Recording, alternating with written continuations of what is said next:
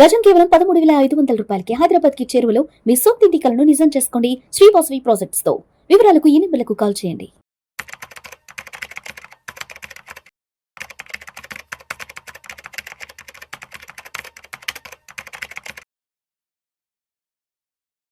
రవీంద్ర గారు నమస్తే సార్. నమస్తే విష్ణు గారు. Welcome to Vishnu talks.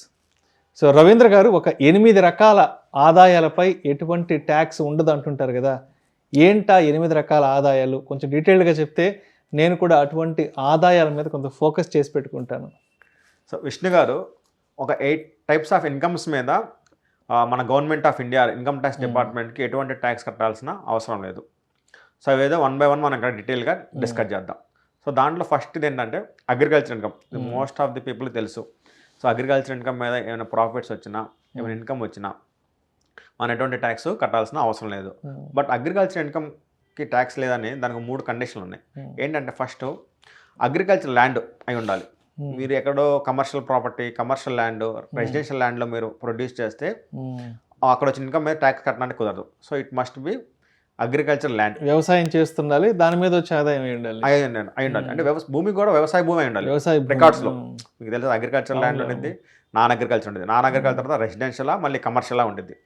So it must B agriculture land. Second ఏంటంటే అగ్రికల్చర్ వచ్చే ప్రొడ్యూస్ బేసిక్ ఫామ్లో ఉండాలి.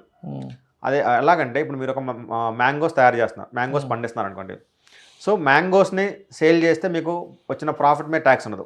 బట్ ఆ మ్యాంగోస్ నుంచి మీరు మళ్ళీ పికిల్స్ చేశారనుకోండి, ఓకే, ఆ పికిల్స్ మీద మళ్ళీ ట్యాక్స్ వచ్చింది అనుకోండి, అప్పుడు మళ్ళీ ట్యాక్స్ ఇన్కమ్ వస్తే ట్యాక్స్ కట్టాలి. అంటే మీరు పొలం వేసి మ్యాంగోస్ని పండించి మ్యాంగోస్ అమ్మితే ఎంత లాభం వచ్చినా ట్యాక్స్ కట్టే పని లేదు.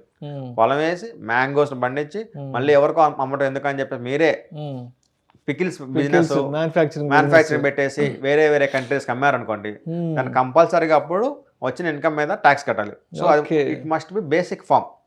అదేవిధంగా అగ్రికల్చర్లో మీరు ఇది వడ్లు అయితే ట్యాక్స్ కట్టమని లేదు, రైస్ అమ్మితే ట్యాక్స్ కట్టాలి. ఓకే, సో అది బేసిక్ ఫామ్లో ఉండాలి. సో మళ్ళీ మీరు కొంచెం ప్రాసెస్ చేసి దానికైనా వాల్యుయేషన్ చేశారంటే అది మళ్ళీ కమర్షియల్ నేచర్లోకి వెళ్ళిపోయింది. అప్పుడు మళ్ళీ మీరు ట్యాక్స్ కట్టాలి. అంటే రా మెటీరియల్ గా ఉంటే అసలు ట్యాక్స్ కట్టాల్సి, వడ్ల రూపంలో ఉంటే బియ్యంగా కన్వర్ట్ చేసామంటే ట్యాక్స్ కట్టుకోవాలి. సో మనం చూసుకోవాల్సింది చాలా మంది అగ్రికల్చరే కదా అనుకుంటారు.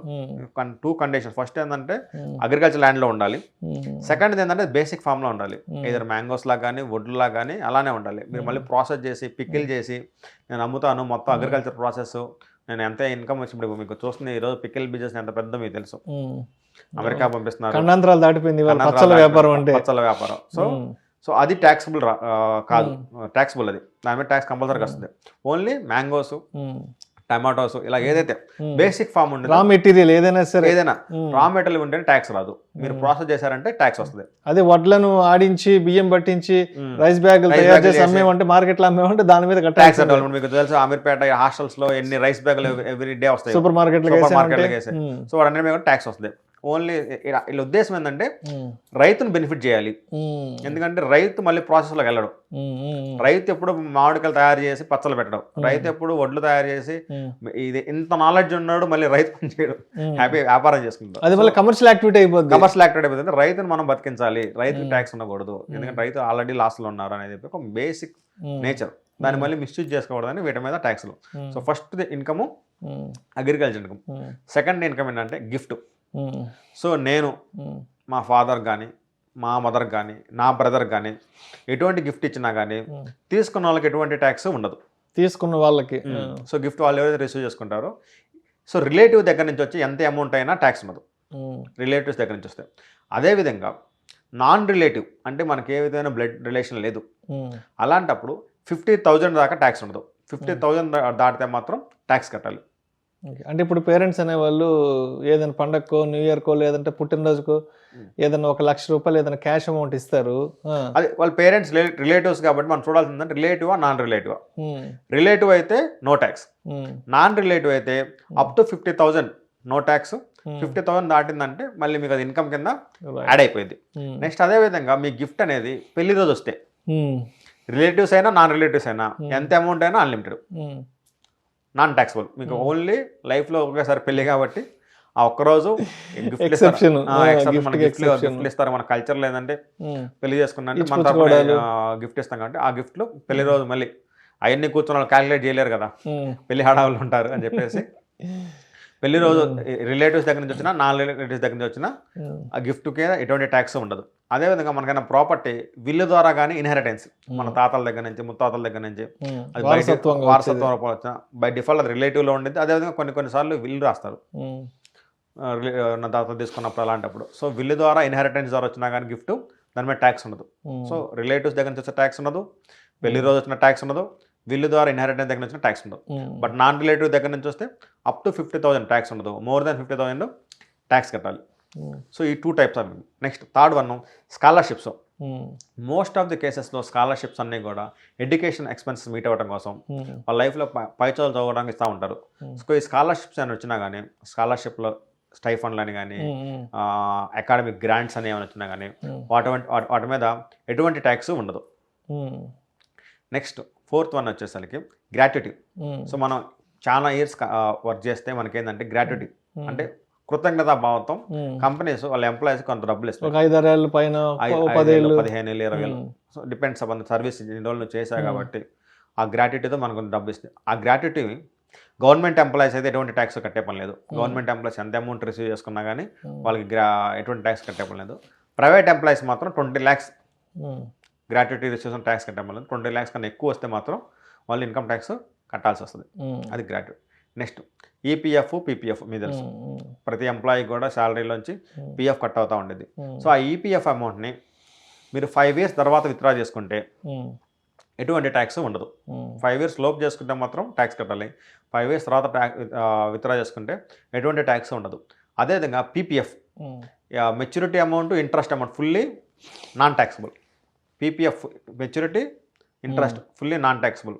ఈపీఎఫ్ అయితే 5 years అనేది కండిషను. నెక్స్ట్ అదే ఈపీఎఫ్ ఇంట్రెస్ట్ కూడా ఒక లిమిట్ దాటంలోనే ట్యాక్సిబుల్ అవుతుంది. నెక్స్ట్ దాని తర్వాత మనకి లైఫ్ ఇన్సూరెన్స్ ప్రీమియం కడతాం ఎవ్రీ ఇయర్.